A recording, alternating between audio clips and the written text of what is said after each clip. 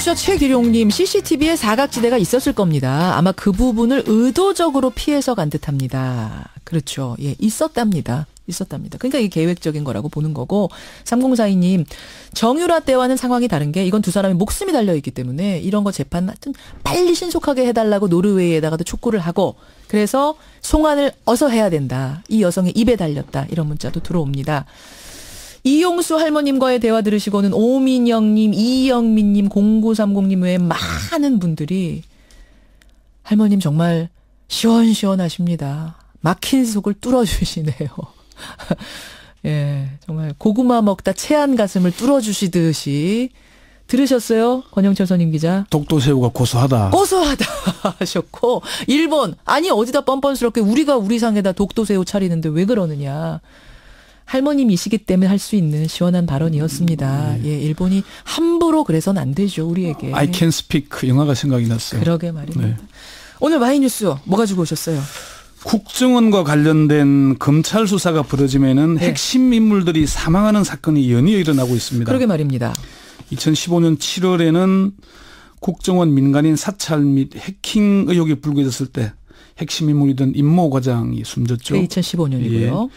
2014년 3월에는 서울시 공무원 유성시 간첩 조작 사건의 핵심 인물 국정원 권모 과장이 승용차의 안에서 의식이 없는 상태로 발견됐습니다. 네. 목숨은 건졌지만은 2017년에는 지금 국정원 적폐청산 수사 도중에 국정원 직원인 정모 변호사가 10월 30일 숨졌고, 그렇죠. 엊그제 11월 6일에는 국정원장 법률 보좌관으로 파견 근무했던 변창원 서울고검 검사가 스스로 목숨을 끊었습니다. 예.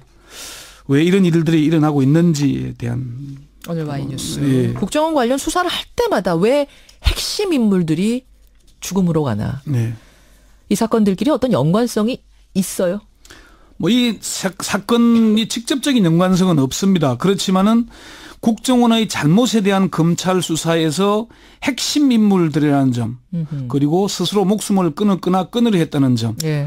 이들의 사망 또는 사망 시도로 인해서 검찰 수사가 차질을 빚는다는 점에서는 비슷한 공통점이 있습니다. 그리고 또 하나는 항상 네. 이 사건이 있고 나면 자살을 한 거 맞아? 자살 당한 거 아니야?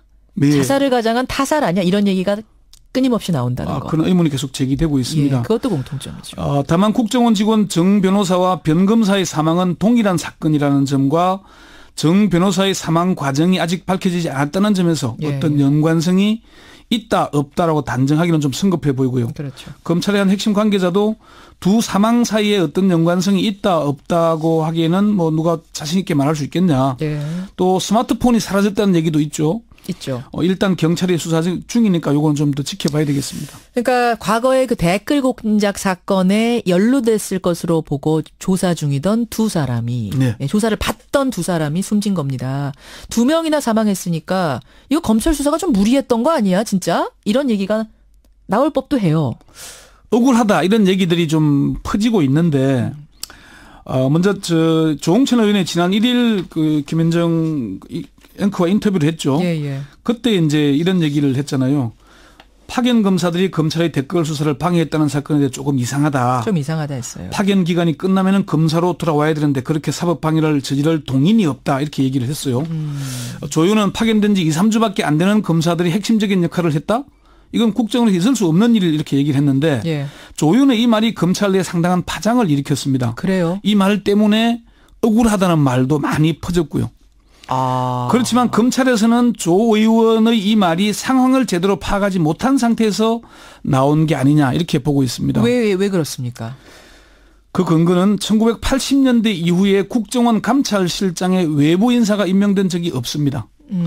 또 이 세 검사 이미 구속되거나 사망한 3명 검사가 국정원 TF의 정식 멤버였다는 사실입니다. 그러니까 핵심 멤버였다는 거죠. 주변부가 아니라. 그렇습니다. 예. 이런 일은 이전에는 전례가 없는 일이라고 합니다. 자, 그러니까 지금 시중에서는 아니 핵심도 아닌 사람 잡아다가 핵심인 것처럼 막 강요를 하니까 뭔가 내놓으라고 강요를 하니까 억울해서 이 사람들 목숨 끊은 거 아니야란 말이 나오지만 이 검사들은 증거인멸의 핵심 멤버였다. 남재준 7인회라고 할 정도로 핵심 멤버들이었고요. 실제 국정원에 파견을 했던 현직 검사장급 간부가 그렇게 얘기를 합니다. 그동안 국정원에 파견된 검사의 역할은 원장의 법률보좌 내지는 대공수사 지도관으로 법률 자문을 하는 것이었다. 거기에 한정돼 있었다는 거죠. 그런데 이들 3명은 그렇지 않았다는 겁니다. 조홍천 의원도 MB 국정원에서 국정원장 특보로 근무한 경력이 있지만은 감찰실장이나 내부 TF에서 일해본 경험은 없습니다. 그래요. 그러니까 조 의원의 경험으로는 이해하기 어려운 일일 수 있는 건데 그걸 너무 단정적으로 얘기하다 보니까 검찰 내에서는 저게 술렁이었군요. 사실관계 아니냐. 국정원 파견을 다녀온 전현직 검사들이 수사팀에 정말로 검사 3명이 국정원 TF 구성원이 맞느냐 이런 확인을 한다고 합니다. 그래서 그 사람들이 TF 정식 멤버고 2년여 동안에 300차례가 넘는 대책회의에 참석해서 가짜 사무실을 만들거나 증거를 조작하거나 위정을 교사하는 결정을 내리는데 적극 가담했다고 설명을 하면은 답이 없다. 고개를 짤짤 흔든다고 합니다. 그런 일을 했다면은 도리가 없구나라고 얘기했다고요. 300회가 넘는 대책회의에 참여했는데 그럼 도리가 없지. 핵심 멤버지란 말이 나온다고. 완전 내부자이고 핵심 관계자이고 공모 공동 정범이란 얘기죠. 그러면은 적어도 지금 말하는 핵심도 아닌데 조사받다가 그게 억울해서 목숨을 끊었다란 말은 좀 어불성설이 되는 건가요? 그렇게 될 수밖에 없는 거죠. 물론 억울하다는 표현이 주관적인 표현이니까 그걸 탓하기는 애매하겠죠. 본인으로서는 억울할 수 있지만은 그렇지만은 뭐 또 사망한 검사들을 추모하고 애통해 하는 거야 뭐 동료들 간에 있는 일이고 물론이죠. 그렇게 할 수 있는 사망은 불행한 일입니다. 슬픈 일입니다. 일이죠. 그렇지만 검사가 검찰의 수사를 방해하기 위해서 가짜 사무실을 만들고 증거를 인멸하고 위정을 교사하고 아직 정확히 밝혀지지 않았지만은 남북 정상회담 대화록을 공개해서 물타기를 하는 그런 수법으로 수사를 방해하는 일을 했는데 억울하다는 표현이 정당할까요? 구속된 장호중 검사장은 잘못된 일이라면서 영장심사를 포기했습니다. 억울하면 그렇게 할 수 있겠습니까? 그러네요. 전현직 검찰 고위직들에게 물어보니까 검사가 수사 중인 사건의 증거를 조작하고 수사를 방해하는 일에 직접 관여한 일은 어떤 말로도 변명이 불가하다. 변명이 안 된다. 검사의 상식으로 도저히 있을 수 없는 일이다. 한 검찰총장도 이렇게 얘기를 했습니다. 정의와 법을 수호해야 할 검사들이 불법적으로 수사와 재판을 방해한다는 건 이후 여하를 불문하고 있을 수 없는 일이다. 그러니까 지금 청취자 김광현 님도 정말 떳떳했으면 자살을 택할 것이 아니라 오히려 당당하게 수사를 받았어야 된다. 이런 안타까운 생각이 드신다는 건데 상황을 볼 때는 지금 억울할 게 별로 없단 말씀이세요. 근데 현직 지청장이 문무일 검찰총장을 향해서 검찰 너희들이 죽였다 이렇게 얘기를 했다는 얘기가 전해지는데 이건 사실입니까? 이 발언이 어제 이제 중앙일보에 보도가 됐는데요. 이 발언을 제가 사실 여부를 확인을 해보니까 이 현직 지청장이 박기동 안동지청장입니다. 이미 SNS에 실명이 퍼져 있기 때문에 그런 발언을 하지 않은 것으로 확인이 됐습니다. 안 그랬대요? 당시 변 검사의 빈소에 문무일 총장과 대검 간부들이 앉은 바로 뒷자리에 변 검사가 서울 북부지검 차장 시절 함께 근무했던 검사들이 조문을 와서 앉아 있었다고 합니다. 박 지청장은 당시에 형사 6부장으로 아주 가까이 근무를 했죠. 박 지청장이 술에 취한 상태였지만 너희들이 죽였다는 발언은 하지 않았다고 당시 현장에 있었던 복수의 검찰 간부들이 전했습니다. 대검에서도 이런 보도가 확산되자 너희들이 죽였다는 발언은 박 지청장이 아니라 유족 측에서 그런 취지의 발언을 했다고 알려왔고요. 지금 사실 페이스북과 SNS에서는 쓰는 박 지청장이 우병우 사단이라며 인신 공격성 글들이 막 쏟아지고 있습니다. 그런데 요거는 좀 사실관계를 확인해서 해야 되는 말들입니다. 박 지청장이 좀 억울할 수 있는 상황이네요. 본인도 억울하다고 얘기하고 있고 현장에 있었던 문무일 총장도 박 지청장이 술에 취한 건 맞지만은 그런 말을 하지 않았다고 대검 간부들에게 말한 것으로 전해졌습니다. 그러면은 지금 너희들이 죽였다라는 그 얘기를 근거로 뭐 억울하다거나 검찰 수사가 과하다거나 이렇게 비판하는 건 좀 무리가 있네요. 그렇습니다. 수사 도중 핵심 피의자가 사망하면은 검찰로서는 곤혹스러울 수밖에 없습니다. 또 직접적으로 책임이 없다고 하더라도 도의적으로나 인간적인 책임을 통감할 수밖에 없습니다.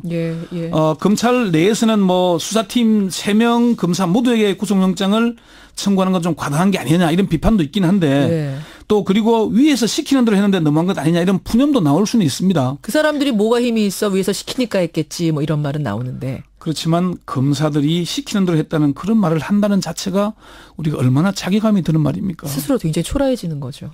초라해지는 정도가 아니라 그동안 검찰이 해온 수사 관행들이 얼마나 형편없는 일인지를 스스로 고백하는 거 아닙니까? 그렇게 됩니다. 국민들을 대상으로 수사할 때 이런 말을 했더라면은 검찰이 이렇게 지탄을 받겠습니까? 자, 근데 한쪽에선 이런 얘기 나옵니다. 네. 국정원이 이 책임을, 댓글 사건 책임을 파견 검사들한테 지금 떠넘겼던 건 아니냐 혹시. 그래서 그게 억울해서 목숨을 끊은 거 아니냐라는 얘기도 나와요. 구속된 국정원 직원이 그런 말을 했다고 합니다. 증거 조작은 검사들이 주도적으로 했는데 왜 우리만 구속시키냐. 그래서 검찰이 파견 검사 3명 모두에게 구속영장을 청구할 수밖에 없었다. 이런 얘기가 나오기는 하는데 그렇지만은 평소 검사라면서 자존감을 내세우던 사람들이 위에서 시키는 대로 했을 뿐이다. 이런 말 한 데 대해서 임원정 검사도 참 초라한 우리의 몰골을 마주한다. 이렇게 비판의 글을 쓰기도 했고요. 예. 이게 이 사람들은 적극적으로 가담을 했다고 합니다. 특히나 뭐 구속된 검사 한 명은 실행하는데 적극적으로 앞장섰다고까지 하고요. 자, 그러면 오늘의 주제는 네. 그런데 왜 국정원 수사 때마다 이렇게 죽음이 이어지는 건가? 불행한 죽음이 이거였잖아요. 네, 결론 내리실 수 있겠어요? 국정원에 30년 넘게 근무한 전직 고위 관계자가 이런 얘기를 했습니다. 국정원 관계자들이 검찰 출두할 때마다 어떤 말을 하는지 들어봐라. 국가와 민족을 위해서 일했다고 얘기를 한다. 그렇죠. 그들의 심리적인 기저에는 범죄를 저지를 때 범죄라고 생각을 하지 않고 사소하고 그보다는 더 큰 국가와 민족을 위해서 작은 악보다 큰 선을 행한다고 생각한다. 이건 되게 조그만 악일 뿐이다. 왜냐 나는 큰 선을 향해 가고 있기 때문에 라는 것이 깔려 있다. 국정원 내 분위기가 그렇다. 집단으로 나쁜 짓을 저지르고도 죄의식이 없다라고 얘기할 정도였습니다. 이런 분위기 팽배한데 하다 보니까 그리고 배신자로 몰리면서 압박을 받다 보니까 그런 불행한 선택을 하는 게 아닌가. 그렇지만 그런 선택을 한다고 잊혀지는 게 아닙니다. 오히려 더 국민들의 뇌리에 각인시키는 겁니다. 더 안 잊혀지게 됩니다.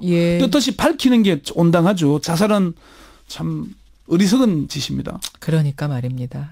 자살을 당할 정도로 압박을 견디기 어려웠던 거 아니냐 뭐 이런 이야기들이 나오는데 그런 압박이 있다면 그 뭐 심리적 압박이든 물리적 압박이든 압박이 있다면 오히려 당당하게 나서서 진실을 밝혀라. 그렇죠. 더 이상은 죽음을 택하지 말아라라는 게 오늘의 결론이 되겠네요. 네. 예, 여러분들 사실 이 문제에 대해서 질문도 굉장히 많이 들어왔었거든요. 오늘 권영철 선임 기자가 시원하게 밝혀주셨습니다. 고맙습니다. 네.